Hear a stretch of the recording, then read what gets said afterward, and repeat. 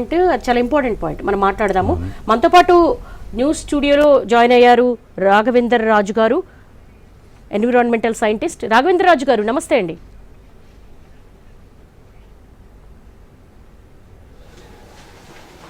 Hello Raghavender రాజు గారు, El Niño ప్రభావం ఎందుకు ఇండియా మొత్తం లేదు, కేవలం తెలుగు రాష్ట్రాలకే ఎందుకు? అలా ఏం లేదండి, ఎల్నినో ప్రభావం ఇండియా మొత్తం ఉంది. చెప్పాలంటే ప్రస్తుతం ఉన్న పరిస్థితుల్లో ఎల్నినో ప్రభావం వల్లనే మనకి ముఖ్యంగా సెంట్రల్ ఇండియా అండ్ సౌత్ ఇండియాలో మనకి వర్షపాతం అనేది లేదండి. కానీ ఈ ప్రభావం వల్లనే మనకి మాన్సూన్ యొక్క ట్రఫ్ ద్రోణి అని ఉంటుందండి, సీజనల్ ట్రఫ్ అంటాం మనం. ఇది ప్రస్తుతం మనకి హిమాలయాల దగ్గరగా ఉండడం వలన మనకి రైన్ఫాల్ తక్కువ అయితే జరిగిందండి. బట్ ప్రభావం అయితే ఎంటైర్ ఇండియా మీద ఉంది. ప్రస్తుతం మీరు చూసుకున్నట్టు ఎంటైర్ ఇండియా చూసుకున్నట్టు ఇంకా మనం డెఫిషియట్లోనే ఉన్నామండి, ఇంకా పాజిటివ్లు అయితే ఏం లేవండి.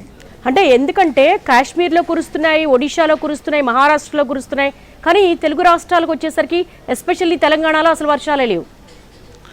అదే అండి, వర్షాలు కురుస్తున్నాయి, కురవట్లేదు అంటే, బట్ సాధారణతో పోల్చుకుంటే ఈ వర్షాలు చూసుకుంటే ఇంకా మనం -20, -30 -30% మనం దిగువనే ఉన్నామండి ఇంకా. ముఖ్యంగా చూసుకున్నట్లయితే ఎస్పెషల్లీ మన సదరన్ పెనిన్సులాలో ఈ వర్షపాతం అనేది బాగా తగ్గినాయి. కానీ వర్షం కురుస్తున్న పరిస్థితుల్లో చూసుకున్న ప్రాంతాల్లో కూడా ఈ వర్షపాతం అన్నది తక్కువగానే ఉంది అండి.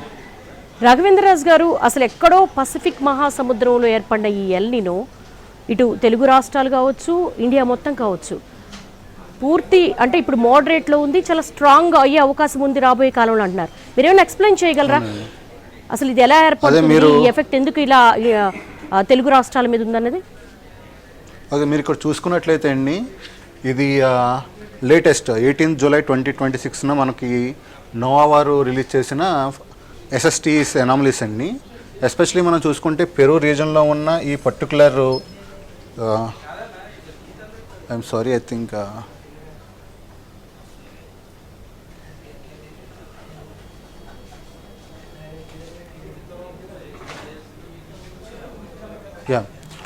మీరు చూసుకున్నట్లయితే ముఖ్యంగా మనకి ఈ పెరూ అండ్ సౌత్ అమెరికా దగ్గరలో ఉన్న ఈ ఉష్ణోగ్రతల వల్లనే మనకి ప్రస్తుతం ముఖ్యంగా మన భారతదేశానికి వచ్చే తూర్పుగాలులు అండి. ఈ తూర్పుగాలులు వీకెన్ అవడం వల్ల మనకి భారతదేశం వైపు రావాల్సిన మాయిశ్చర్ అన్నది బాగా తగ్గిపోయిందండి. సో దానివల్లే ముఖ్యంగా మనకి ఎల్నినో ఎఫెక్ట్ అనేది ఉంది. అదే మనకి ఎల్నినో లేనట్లయితే ఇక్కడ మనకి పాజిటివ్ టెంపరేచర్, నెగిటివ్ టెంపరేచర్స్ ఉంటాయి అంటే కూలర్ రీజియన్స్ ఉంటాయి. ఎప్పుడైతే కూలర్ రీజియన్స్ ఉన్నాయో ట్రేడ్ విండ్స్ అనేవి బలంగా ఉండి, ఆల్రెడీ మూర్తి గారు చెప్పారండి ఈ విషయం గురించి, ఆ బలంగా ఉండి అవి మనకి మాయిశ్చర్ని ఇక్కడ క్రాస్ ఈక్వెటల్ ఫ్లో చేసి మన ఇండియన్ మెయిన్ ల్యాండ్కి తీసుకొస్తాయండి. తీసుకురావడం వల్ల ఏమవుతుందంటే మోర్ మాయిశ్చర్ అక్యుములేషన్ అనేది మన ఇండియన్ మెయిన్ ల్యాండ్ మీద ఉండి మనకి ఈ ఎక్కడైతే ఈ మాన్సూన్ కోర్ జోన్ అంటామో, అంటే సెంట్రల్ ఇండియా అండ్ మన నార్దర్న్ తెలంగాణలో కొంత ప్రాంతం అండి, ఇవి మనకి సమృద్ధిగా వర్షాలు అయితే పడుతూ ఉంటాయి. ప్రస్తుత పరిస్థితుల్లో అయితే మనకి ఈ పరిస్థితి లేదండి. ముఖ్యంగా మనం చూసుకున్నట్లయితే ఎస్పెషల్లీ ఇన్ సమ్మర్ ఏమవుతుందంటే మనకి ఇండియన్ యొక్క మెయిన్ ల్యాండ్ మీద హై ప్రెషర్ రీజన్ ఉంటుందండి. హై టెంపరేచర్స్ ఉంటాయి. ఈ హై టెంపరేచర్స్ వల్ల మనకి లో ప్రెషర్ ఏరియా అనేది ఎక్కువ ఫామ్ అవుతుంది ఈ ఏరియాలో అండి. ఎప్పుడైతే ఈ కాసిడ్రోల్ చేసినప్పుడు మనకి ఎల్నినో ఉన్న టైంలో ఈ లో ప్రెషర్ రీజియన్స్ అన్నవి టువార్డ్స్ ఈస్ట్ షిఫ్ట్ అవుతాయండి. ఈ టువార్డ్స్ ఈస్ట్ షిఫ్ట్ అవ్వడం వల్ల మనకి రావాల్సిన రైన్ఫాల్ ఈ ప్రాంతాల్లో ఎక్కువ పడుతుందండి. సో దీనివల్లనే మనకి ఎల్నినో ఎప్పుడైతే ఉందో ఇండియన్ మెయిన్ ల్యాండ్ మీద వర్షాలు తగ్గి ఈస్టర్న్ ప్రాంతం ఎక్కడైతే ఉందో మనకి ఎస్పెషల్లీ ఈ రీజియన్స్లో ఎక్కువ వర్షపాతం మనకి పడే అవకాశాలు ఎక్కువగా ఉంటాయండి. ఈ ఎఫెక్ట్ ఎక్కువ ఉంటుందో చెప్పగలరా? ఈ ఎఫెక్ట్ మనం ఇప్పుడు చూసుకున్నట్లయితే to be frank still we're in weak El Nino time అండి. ఇంకా ఎల్నినో అన్నది స్ట్రాంగ్గా అవ్వలేదు, ఇప్పుడు వీక్లోనే ఉందండి. బట్ రాబోయే ఈ 1-2 నెలల్లో ఇది మోడరేట్ వరకు ఉండి సెప్టెంబర్ నుంచి స్ట్రాంగ్ అవుతుంది.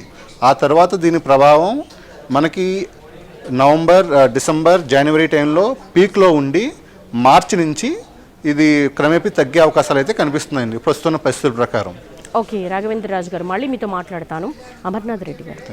ప్రస్తుతానికైతే వీక్లో ఉంది ఎల్నినో. సో ఇది సూపర్ స్ట్రాంగ్ అయ్యే అవకాశం ఉంటుంది. దీని పేరే సూపర్ ఎల్నినో. ఇప్పుడు రాబోయే కాలంలో దీని ఇంపాక్ట్ ఏ విధంగా ఉండబోతుంది అసలు?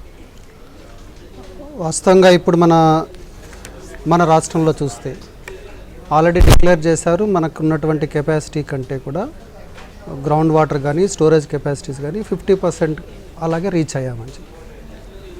అందులో కూడా మనం 50% ఆల్రెడీ వాడేసాం నీళ్ళు. సో దీని కారణంగా ప్రధానంగా మొట్టమొదటి సీరియస్ ఇంపాక్ట్ రైతుల పైన ఉండే అవకాశం ఉంది ఎక్కువగా. ఎందుకంటే కనుక ఇప్పుడు పంటలు మొన్న 16వ తారీఖున మన మంత్రి గారు కూడా మన సభాముఖంగా అందరికీ తెలియజేశారు, మీరు పంటలు మార్చుకోవడానికి కారణం ఏం చెప్పారంటే కనుక మనకు నీళ్లు తక్కువగా అయిపోతున్నాయి. దీని కారణంగా మీరు పంట కనుక మార్చకపోతే వాటర్ ఇంటెన్సివ్ క్రాప్స్ ఏదైతే ఉన్నాయో దాని కారణంగా మీరు నష్టపోతారని రైతులకు వార్నింగ్ ఇచ్చారు. మేబీ ఇది ఒక పెద్ద వార్కి సిగ్నల్గా వారు ఇచ్చారేమో నాకు అనిపిస్తుంది.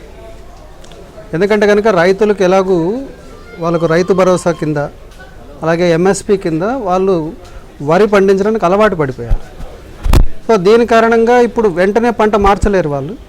సో దీనికి కనెక్టెడ్గా ఉన్నటువంటి మిగతా వాళ్ళందరూ కూడా అటు వివిధ రకాల వ్యాపారస్తులు కానీ ఇప్పుడు ప్రొడ్యూస్ రాకపోతే ప్రజలకు కానీ ఆల్రెడీ ఇంతకుముందు మీరు ప్రారంభంలోనే చెప్పారు, ప్రపంచంలో జరుగుతున్న వివిధ కారణాల వల్ల యుద్ధాల కారణంగా మన దేశం నుంచి కూడా కొంత మనం సహాయం అందించాం, ఆల్రెడీ పంపించేసాం. కొంతమంది దగ్గర ఎఫ్సిఐలో కావచ్చు మిగతా వాటి దగ్గర మనం కొంత ధాన్యాన్ని స్టోర్ చేసి పెట్టాం అవసరాల దృష్ట్యా. కాకపోతే ఇప్పుడు జరుగుతున్న పరిణామాలు బట్టి ఉదాహరణకి సెప్టెంబర్ అక్టోబర్ వరకు ఈ కరువు యొక్క తీవ్రత 45 నుంచి 50% వరకు ఉంటుందని చెప్పి ఆల్రెడీ ఎస్టిమేట్ చేశారు.